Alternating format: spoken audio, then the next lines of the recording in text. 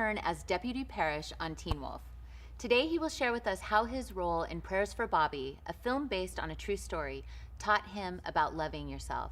Please welcome actor Ryan Kelley. Hey, Ryan. Hi. Hey, Ryan. How are you? Doing good. Thank you guys for having me. Welcome to Wake Up. Are you awake? I am. Good. So tell me about this film and how it made you learn how to love yourself. It's a huge, important film. It's probably the most significant film I've done in my career in terms of helping people. It's a true story based on a book. Bobby Griffith, he's gay and his mom tries to cure him of his disease through Jesus. And ultimately he ends up taking his life.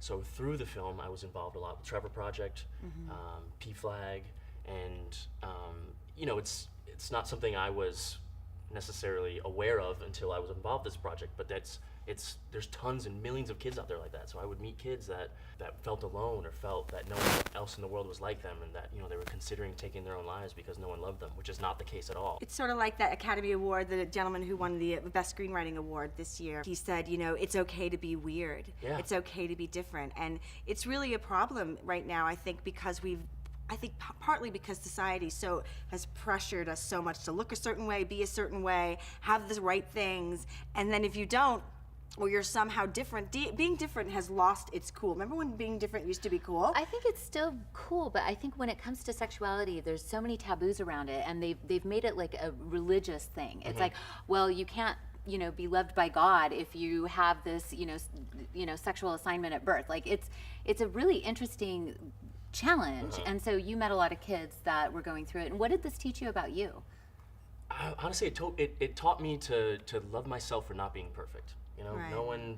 No one's perfect, and the sooner you realize that, the better off you are. You're an actor, so being perfect probably feels a little bit of pressure on you because you got to go get the part, you got to go read for the part, you got to look a certain way. How do you find the strength to be confident in who you are when you face a lot of rejection in the acting world? Getting parts is really tough. What do you find within yourself that helps you be strong and be confident in who you are? I try not to take it personally. You can't. I'm rejected multiple times a day on a daily basis, and you just have to learn that it's just part of the business. Sometimes it's out of your hands, and sometimes maybe you could have done a little better, but you just try to pick up the pieces and do better next time. And do you have a particular practice or anything you say to yourself if you don't get a part, or is there anything that you do next to make time. Next time. But most importantly, I just try to have fun. That's my nerves kick in. Every audition, or even when I'm filming on set, there's a little bit. There's butterflies. But if you just stop and take a breath and say, I'm here to have fun. I feel like whatever you do in life, you should just try to enjoy it, and then it might not be perfect, but it'll ease it along.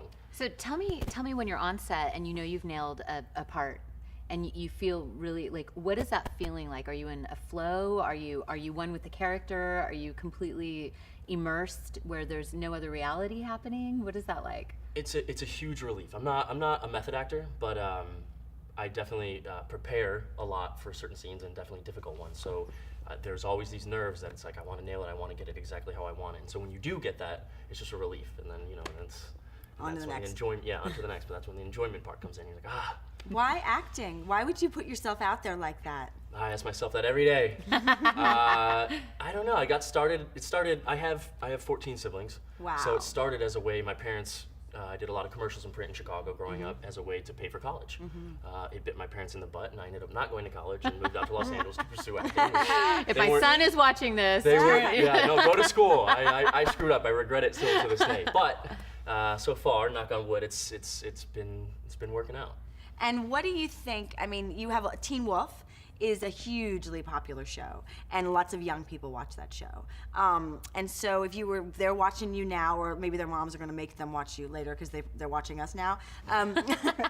What would you say to them about, we were talking earlier about bullying, about what it's like just to be different. And it is hard out there right now. It's really tough to just stand up and be who you are. And clearly you're standing up and being who you are. So do you have any advice for them?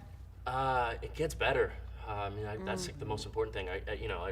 I'm 28 now, so I've learned through experience to love myself, but it wasn't always easy. There were times and things that I was insecure about, something, you know, as dumb as not having hair under my armpit, or some, you know, there was always some sort of insecurity that I had growing up. So I don't worry. message, yeah, just, I mean, when it comes to bullying, tell someone, you know, someone needs to know, someone needs to hopefully stop it. Don't sit there and just take it.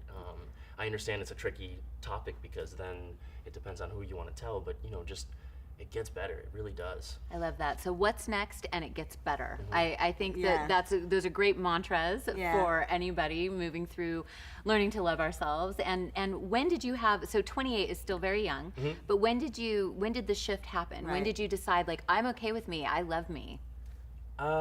It was really my early 20s, like probably around 2021, when I just realized I needed to stop worrying about what everyone thinks about me. It's impossible to, you know. Everyone judges, so you just kind of need to let them judge. And you know what, I'm going to be me, and you guys be you, and just live life and treat people how you want to be treated. I think it's really, I mean, I have little kids, so they're 7 and 10, and you know, I try to tell them all these great things that we're talking about now, and they look at me like I'm an alien. They're like, she is such an alien and so uncool, and Mom, you don't even totally understand me. And so sometimes I think, like, God, I hope that they hear me when I say, you're amazing, or you're beautiful. You know, so do you think that when you're in that awkward stage between like 14 and 18, do you think you would have hurt anybody? Yes, subconsciously, yes. I mean, you hear everything. I was a devil child, and my poor parents. Devil child, my huh? poor We should parents, hear about you know, that. my poor parents had to put up with me. But you know, as I got older, now I realize everything that my parents told me, I'm now saying to other people. And, you know, it's Don't you hate wanna- that? Oh my God. It's weird, but at the same time, I love it. It's like, wow, my parents actually did know what they were talking about. They really did know me. They went through what I went through.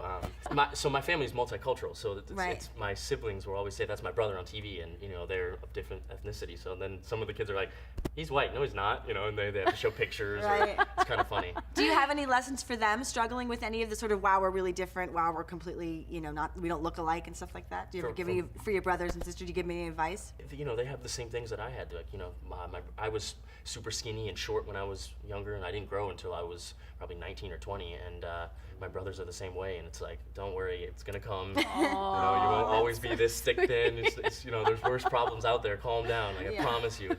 Again, it gets better. So once like, again, it Gets gets better. better. And what's next? Hang in I'm there. just gonna repeat to my kids. My daughter loves to like slam the door and say like, "Oh my God, this is the worst day of my life," and I just look at her and I go, "Honey, Yep. this day ain't got nothing. Yep. Trust me." So you know, we have another guest coming. I want you. Will you stay with us? It'll be a lot of fun. Okay. So, because clearly your career is rocking and rolling, and you know, congratulations for that. But you know, there are literally thousands of actors out there trying to break into this industry,